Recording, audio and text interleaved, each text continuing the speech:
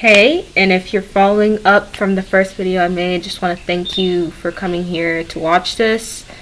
This process has been very exhausting, and I'm finally going to tell you what school I've committed to. But before that, I decided to do a whole roster of why I rejected each school and my explanations, so let's get started. But first, we're going to start off with Tier 1. These are the automatic eliminations. And the first to start off my list, unfortunately, is Howard University.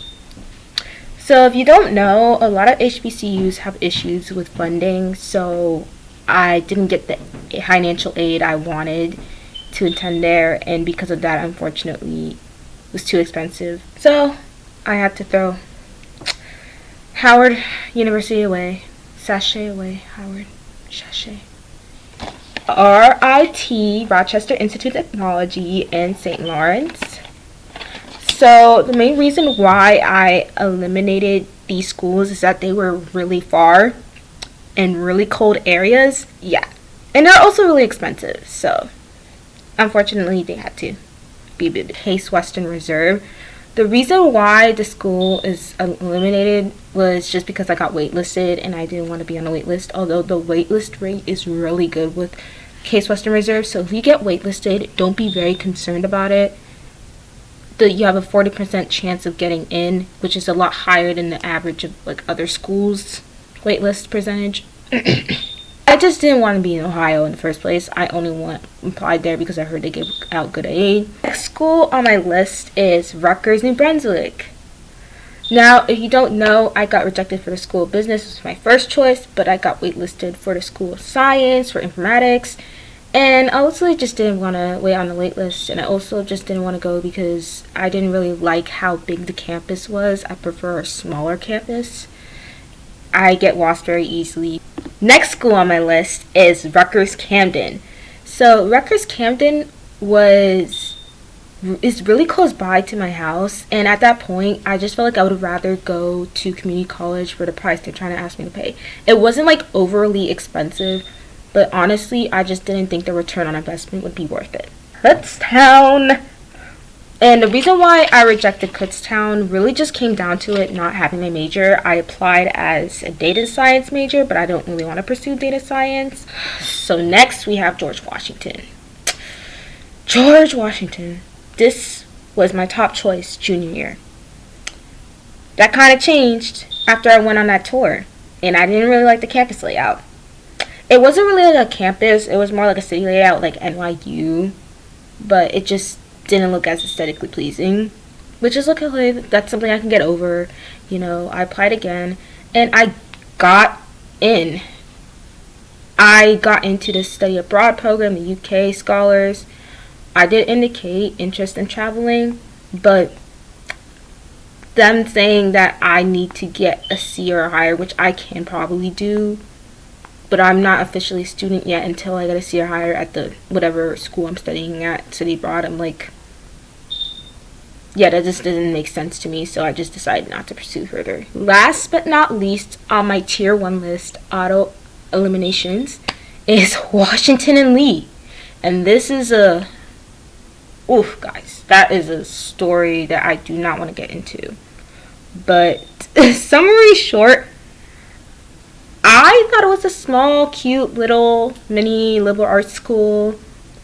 Okay, nice vibes. But I did my research. The school is named after a Confederate soldier, and those are not the vibes. We're on Tier 2, schools that I was actually considering attending. So, first school on that list is Northeastern. Yes, Northeastern. So, Northeastern is in a really amazing area. I love Boston. I really did want to go to Boston at some point.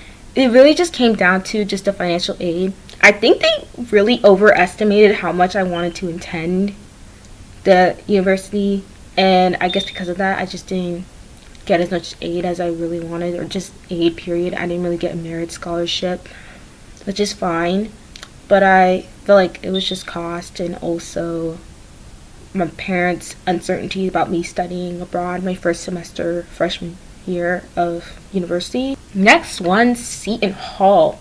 It literally has a small campus size, amazing buildings, very nice landscape. My biggest turn off was the surrounding area.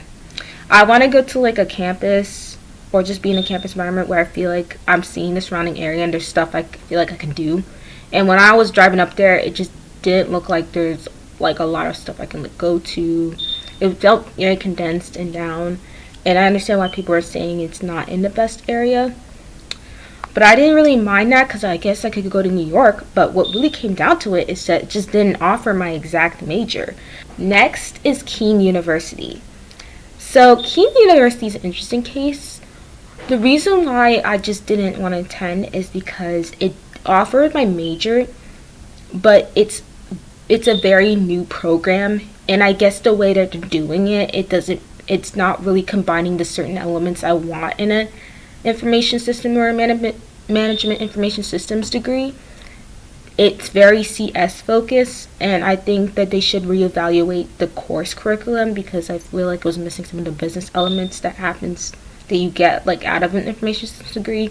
So that's what it just ultimately like came down to.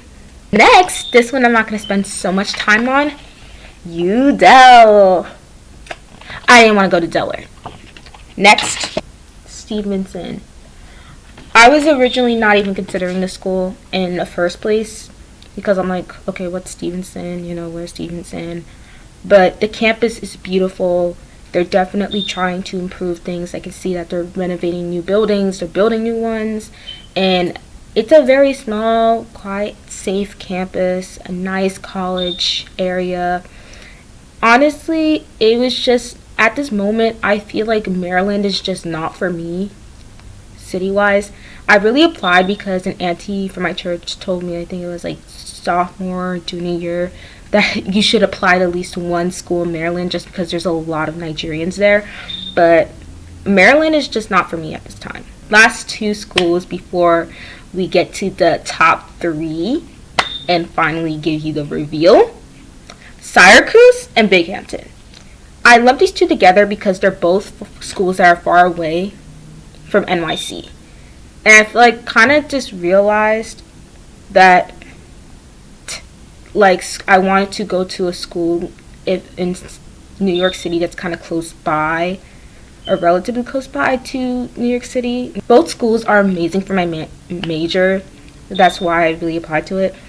But I feel like I kind of just realized a lot of people are just trying to push these schools on me because they are really good schools. I felt like for Syracuse, even though I got a half tuition scholarship, it still was very expensive.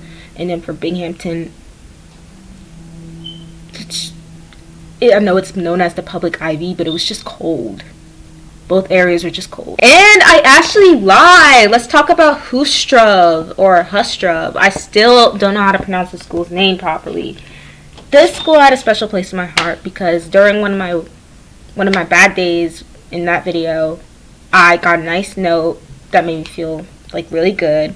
But ultimately, the cost of attendance just didn't really seem worth the return on investment. The school is very like medium cost.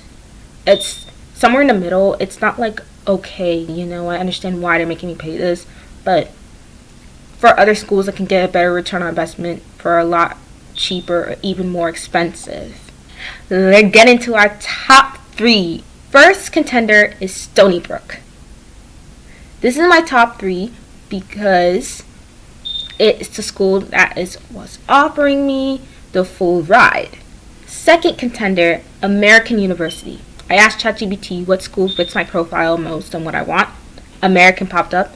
I love Washington, D.C. Love small school. Diversity is on point. Last, but surprisingly not least, Rutgers, Newark. I know, this is going to be really shocking to some of y'all. Rutgers, Newark. 4 years ago, you tell me I would ever consider Rutgers School as a top 3 choice, I'd be like, get the heck out of here. But now we have to narrow it down to the first eliminated party and get to the final two. And that is going to be American University. It really just came down to price and also what my changes in like what I want to pursue. The price is just really expensive, and it's known to be a really expensive school.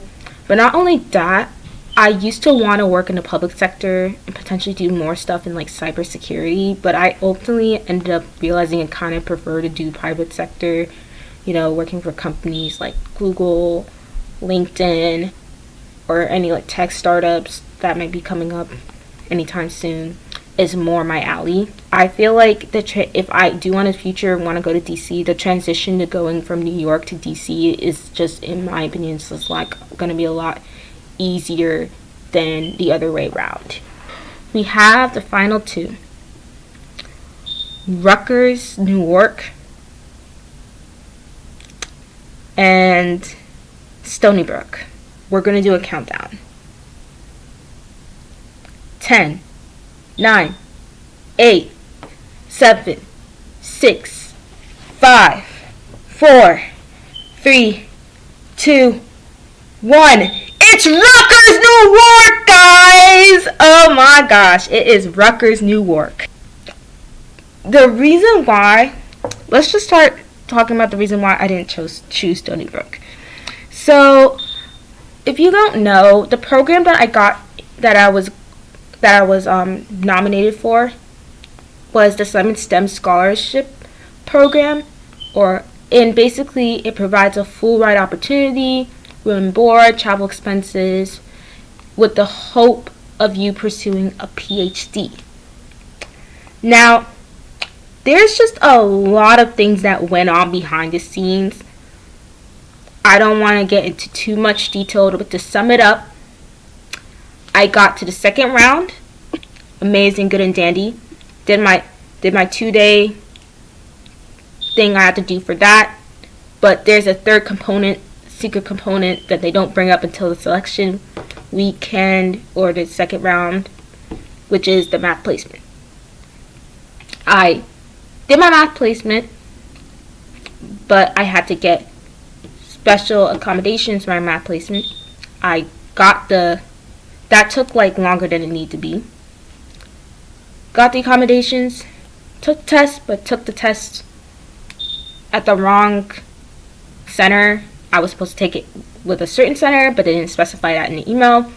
My decision got delayed, and then through that process, I just kind of realized I don't really want to pursue a PhD, and I felt like it would be very unfair to take that opportunity from someone who would want to pursue one. Another factor is also location.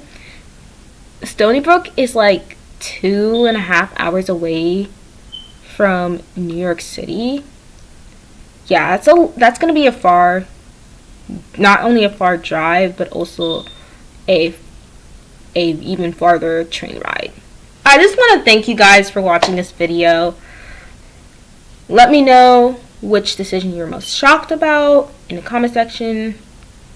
And I just want to congratulate the class of 2025, high school graduates. This has been a really tough time. And my advice to the upcoming class of 2026, things happen for a reason. I was just editing and I realized I forgot Steven's summary short. I didn't like the return on investment and the gender and racial demographics.